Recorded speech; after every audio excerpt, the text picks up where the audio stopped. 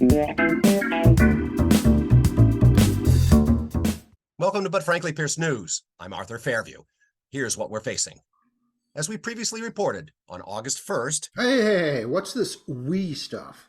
Yeah, nice job going rogue without us. In our last-minute special report that aired on August 1st, I told you how the failed former president was finally indicted for his role in the January 6th insurrection and attempt to overthrow the 2020 election. And there was much rejoicing. That was his first federal indictment, but it was also his third criminal indictment. Third indictment, huh? Isn't there a saying about that? Why, yes. I believe you are referring to the old idiom that goes something like, "Third time's a charm." But perhaps in this case, Pardon the pun. when it comes to indictments of the failed former president, maybe 4 times a charm. Now a 4th indictment was issued while we were away. Again with the we stuff. Fulton County District Attorney Fonnie Willis has brought a 41-count indictment to 19 defendants regarding the attempt to overturn the 2020 election results in Georgia. Oh boy, is this great! DA Willis is using a very strict RICO law in Georgia to prosecute the defendants. Why RICO? This isn't organized crime. Isn't it, though? The indictment claims that what Trump did in Georgia, he also did in other places. That's powerful, and that's only possible because of RICO. One key advantage RICO gives a prosecutor is that it allows the inclusion of alleged criminal acts from other jurisdictions. Ah, that makes sense. Very clever. We'll be right back after this message. Ricola, Ricola, Ricola. The failed former president is joined in this indictment by 18 of his friends and close allies. These names should by now sound all too familiar. Round up the usual suspects. Excellent. Who just made the list of America's least wanted? Yes, who made the cut? Sock it to me. Sock it to me? The list includes lawyers Rudy Giuliani, John Eastman, Kenneth Chesebro, Jenna Ellis, and Sidney Powell, former White House Chief of Staff Mark Meadows, former Department of Justice official Jeffrey Clark, those who spoke at hearings designed to convince Georgia lawmakers to change the election results, such as attorney Ray Smith, several so-called fake electors who signed certificates saying Trump won Georgia and that they were official electors. This group includes former Georgia Republican Party Chair David Schaefer. 3 individuals accused of pressuring Fulton County election worker Ruby Freeman to falsely admit to committing election fraud.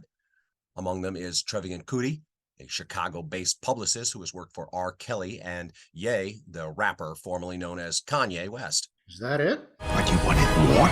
Yes. Well, okay. It also suggests that there are others involved, listing unindicted co-conspirators individual 1 through individual 30, and others known and unknown to the grand jury. Ah, so several also known as... Sir not appearing in this film. But there is a bigger, less-known wrinkle to all of this. As I said, 4 seems to be the charm.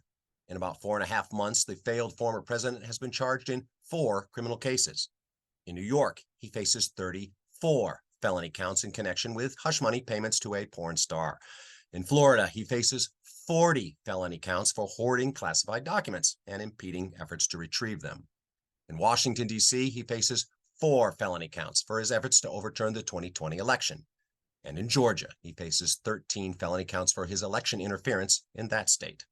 He is going to need really good legal representation. Ha! After he stiffed the last team, who would sign up for that? Exactly my point. According to the New York Times, in the first 6 months of this year, the failed former president and his PACs raised $67.2 million. That's a lot of white nationalist beer and ammo money. And spent about $90 million in the same period. He can no longer afford the army of lawyers he once paid at his disposal. Currently, he only has 10 lawyers defending him in all 4 of the criminal cases against him. Yeah, but that's still a lot. When you went to court for that paternity thing, you only had the 1 lawyer. Alleged. True, but Art isn't a former president facing 91 felony charges. Which is probably why his legal team is what it is.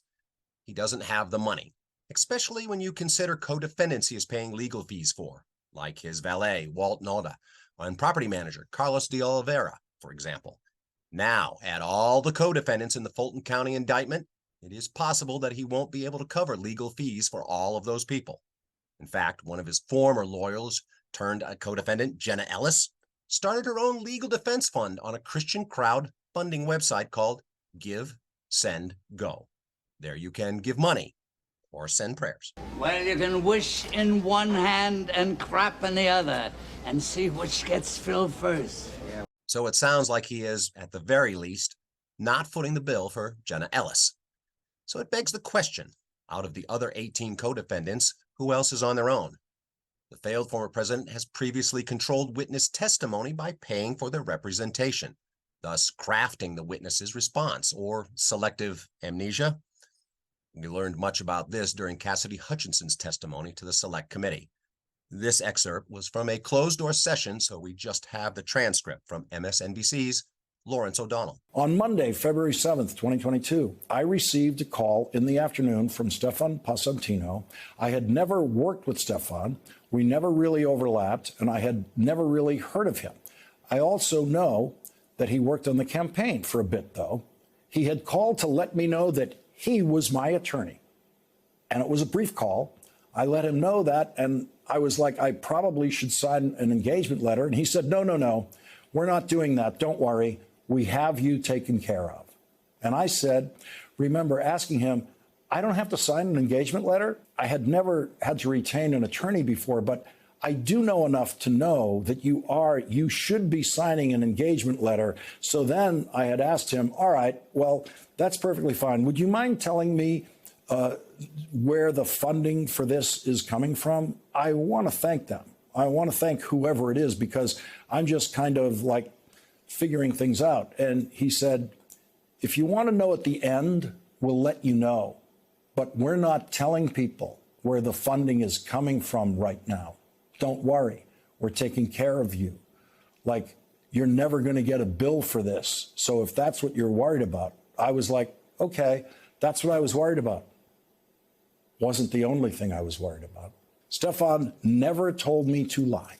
He specifically told me, I don't want you to perjure yourself, but I don't recall isn't perjury. They don't know what you can and can't recall. On page 36, Cassidy Hutchinson says, I said, but if I do recall something, but not every little detail, Stefan, can I still say I don't recall? And he had said, yes. But if I do remember things, but not every little detail, and I say I don't recall, wouldn't I be perjuring myself? And he had said, Stefan had said something to the effect of, the committee doesn't know what you can and can't recall, so we want to be able to use that as much as we can, unless you really, really remember something very clearly. And that's when you give a short, sweet response. Yeah, that's pretty damning. Controlling testimony. Now, that's going to be much harder to do when you're not paying for it. Welcome to Georgia, where everything is different. Now, as in the previous 3 indictments, the failed former president is required to surrender to authorities. But this time will be different. He's expected to surrender to Georgia officials on Thursday prior to the Friday, August 25th deadline. Lawyers for all defendants are working out bail logistics in advance. We know the failed former president is for the first time required to pay cash bail. The total bail is $200,000, 10% of which has to be cash. The interesting part in this is the conditions he is required to follow. Under his bond agreement in Georgia, he cannot communicate with any co-defendants in the case except through his lawyers. He was also directed to make no direct or indirect threat of any nature against the community, including posts on social media or reposts of posts made by another individual. Do they really expect him to follow these conditions? Perhaps they expect that he won't. Unlike his previous 3 indictments, he won't go to the courthouse. He will have to report to the Rice Street Jail in Fulton County. Also, unlike his other indictments in Georgia, the system gives discretion to the prosecutors. Fulton County Sheriff Patrick Labatt is planning on treating the defendants like any other. He was quoted stating, "Unless someone tells me differently, we are following our normal practices. It doesn't matter your status. We've got mugshots ready for you." Don't forget his profile, Ed. Turn to the right! Now, we know from experience the main weapon used by the failed former president's defense team is delay. And this latest indictment is no exception.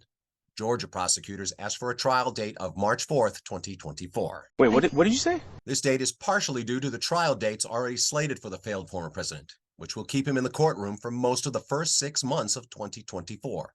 The defense has suggested a later date, after the 2024 election.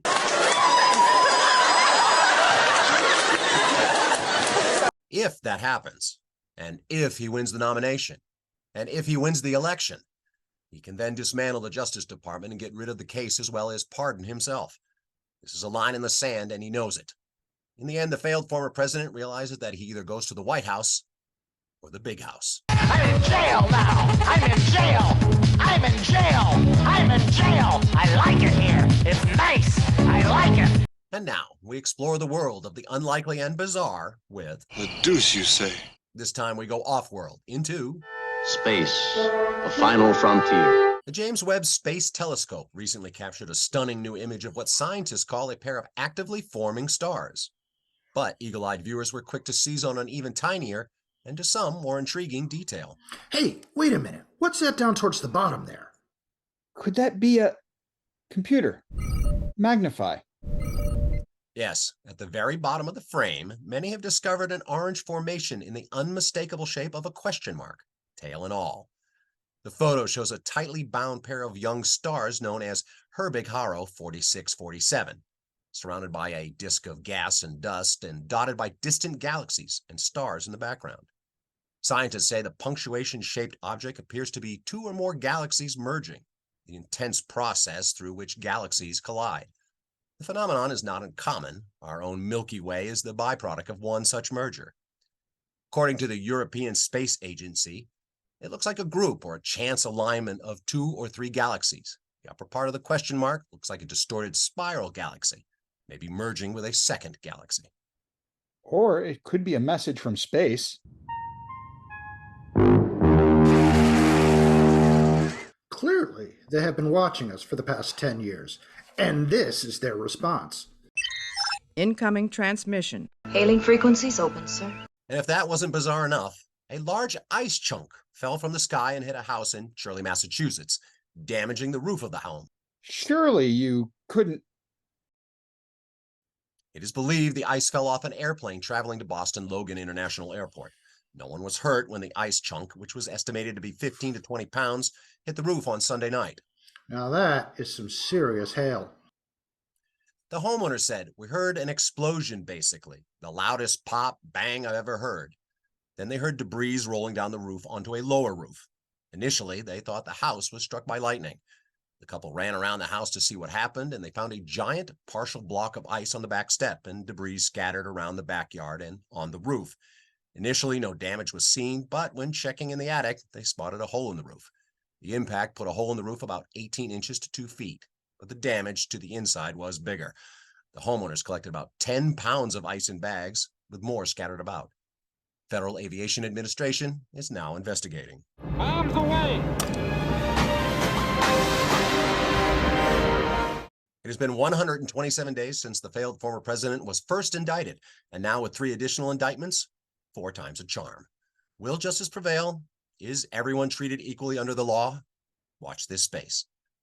This has been by Frankly Pierce News. Thanks for watching. I'm Arthur Fairview. A rock and a hard place await for me, between the devil and the deep blue sea. Everything I ever did right or wrong, get out of sight where I belong. Belong.